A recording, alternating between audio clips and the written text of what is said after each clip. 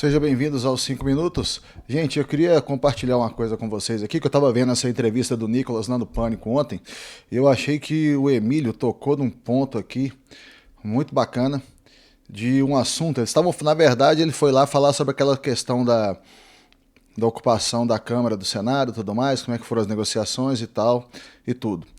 Mas ele deu depois um ponto de vista sobre essa questão do sentimento aqui do brasileiro, da gente normal, que eu achei muito boa. E aí eu queria compartilhar com vocês. Vamos lá? Uma coisa, né, meu querido Nicolas e membros deste programa. A opinião pública é muito importante na política. Você sabe muito bem disso. E você sabe que o brasileiro, a gente sofre muito com a impunidade. A gente vê muita impunidade dos grandes nomes, das pessoas que tiveram dinheiro, colarinho branco e tal.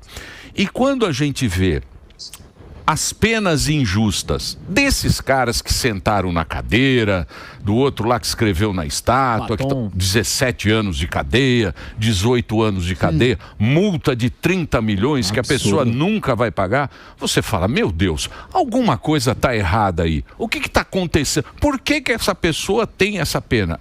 A opinião... Olha só, isso que ele colocou é que é a questão. Que aqui no Brasil, desculpa gente, aqui no Brasil, eu tô gripado, a sensação de impunidade é muito grande. Tanto para crimes políticos, crimes de colarinho branco, todo tipo de crime que não é violento, mas como para crimes violentos também. Por que você tem tanto roubo de telefone celular nas grandes cidades? Por causa da sensação de impunidade que os bandidos têm. Roubo de carro, outros crimes violentos, de assalto à mão armada e todo tipo de coisa. Aqui no meu próprio bairro aqui, já tem pessoas aqui que são assaltadas aqui constantemente e é uma sensação de impunidade muito grande que a gente como população tem. Porém, talvez uma sensação ainda mais importante do que essa seja a sensação de impunidade que o bandido tem. Porque é por isso que ele comete os crimes. E aí, os caras da esquerda vão falar assim, ah não, tem que dar educação, não sei o que, dar flores e tal, e... Cara, não. O que você tem que fazer com o bandido é punir severamente. O bandido, ele pode ser um cara meio louco, porque ele topa fazer coisas arriscadas e fazer coisas erradas. Porém, ele não é burro, entendeu? A conta que ele faz é, olha, se ocorrer uma punição, eu vou pensar melhor. Se ocorrer uma punição, eu vou pular fora. Se ocorrer uma punição, eu vou desistir. Agora, aí o que o Emílio está fazendo? Ele está comparando essa sensação de impunidade que a gente tem com as penas grandiosas que estão sendo colocadas em cima do pessoal do 8 de janeiro. Aí por qualquer uma coisa que a pessoa fez lá, fez lá, escreveu na estátua, fez qualquer outra coisa lá, sentou na cadeira, só pelo fato que estava lá, nem tem prova de nada, o cara pega e tem penas de 17 anos, 14 anos e outras. Essa é a questão. E essa questão que ele está abordando aí é uma coisa que todo mundo está vendo. E ele está deixando isso claro aí. Muito legal, achei esse ponto de vista dele. A opinião pública, ela está desse lado. Não tem jeito de você aceitar que uma pessoa, porque escreveu numa estátua, ela fez isso, um velho, roubou a bola do Neymar, vai ficar 20 anos na cadeia. Ninguém aceita isso. Eu acho que esse é o grande problema. Tem duas coisas que não aceita, que é o INSS dos velhinhos, o roubo dos velhinhos e essas penas. O problema são essas penas. Não é quem vai ser candidato, quem não vai ser candidato, se vai estar inelegível ou não. São essas penas e os velhinhos aí que ninguém fez nada. Vocês não fizeram nada também, né?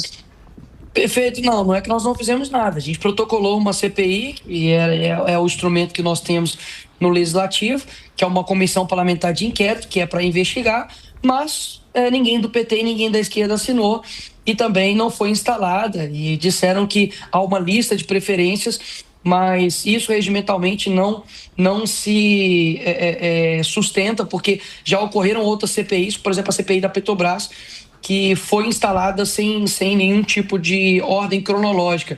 Com relação aqui ao INSS, dá só uma olhada aqui, ó, 3 meses depois, a operação sem desconto, que investiga o roubo bilionário do INSS, está sendo deliberadamente travada pelo ministro Dias Toffoli. Isso aqui foi a revista Piauí que revelou. Dias Toffoli decidiu monocraticamente que o caso deveria tramitar sob sua relatoria e que decisões da primeira instância devem ser ratificadas por ele. Ou seja, a Polícia Federal, que deveria, enfim, estar investigando, ou se está investigando, está muda. Até então não recebi nenhuma outra notícia. Estão empurrando com a barriga. Estão empurrando com a barriga. Então, assim, eu não tenho o que fazer. O que as pessoas precisam entender, Emílio, e eu acho que isso tem crescido dentro da opinião pública, é que finalmente vocês estão entendendo que esse país é um país da impunidade. Né? Precisou-se pessoas em nível de centenas de pessoas serem presas com penas injustas. Inclusive, saiu segunda-feira diversos documentos do ex-assessor do Alexandre de Moraes, dizendo que basicamente eles mantinham ou não a prisão de uma pessoa com base nas suas postagens de rede social, pô. Isso aí é só você abrir a sua internet agora, sim, que você vai ver os prints que foram vazados. Ou seja, está precisando chegar no cúmulo para o brasileiro entender e falar, quer dizer que também eu posso me ferrar nessa daí. Sim, você também pode se ferrar nessa daí. Porque, afinal de contas, foram diversos velhos, sejam de esquerda ou de direita, que foram roubados. São diversas pessoas, sejam elas novas, velhas, humildes ou ricas, que estão presas agora com penas proporcionais. Então, assim, tem hora, Emílio, e para o brasileiro começar a enxergar algumas coisas, tem que realmente extrapolar o nível da normalidade mesmo. Tem que acontecer isso mesmo, porque assim, sinceramente, um país que viu o maior escândalo de corrupção do país, como o Mensalão, ter como o ponto central o Lula, e depois eleger esse cara, eu vou falar aqui empiricamente de mim, tá? Na minha sala, teve pessoas que foram pra rua na época, não é só pelos 20 centavos, o gigante acordou, não tem que ter Copa do Mundo, tem que ter dinheiro pra saúde, fora Dilma, votou no Lula. Então, assim, se a gente não tiver um aprofundamento cívico sobre as nossas deveres, sobre o que de fato é importante, nós vamos continuar sendo assim, o país da piada. A gente vai continuar sendo o país da chacota. Para poder colocar um vinho novo dentro de uma taça, tem que sair o velho. E é esse processo que eu acho que está acontecendo, de purificação do nosso país. A gente nunca, Emílio, teve, por exemplo, igual ano passado teve eleições, 2022 teve eleições municipais, de termos dezenas e centenas de candidatos jovens, conservadores, com ficha limpa, entrando dentro da política. Hoje, nós temos aí, digamos assim, 100 deputados, vai lá, que... Então é isso. Agora ele foi para outro assunto, né? Então vamos falar aqui, vamos nos manter aqui nos assuntos do vídeo. Mas teve um ponto que ele colocou que não está nos assuntos que eu estava pretendendo falar, mas que eu achei muito bacana, que é o seguinte, realmente essa questão, né? Como que às vezes a gente que é brasileiro, a gente tem como uma coisa normal, a gente normaliza essa questão da política e tudo ser uma coisa assim, sabe, que é normal aqui roubar e tudo mais, esse tipo de coisa é péssimo, porque, como ele falou, teve todos aqueles escândalos do Petrolão, do Mensalão e tudo mais, o Lula era personagem central disso tudo, e mesmo assim ainda tem gente que vota no cara a ponto de eleger o cara para presidente da República, ou seja, isso é um negócio muito louco, velho.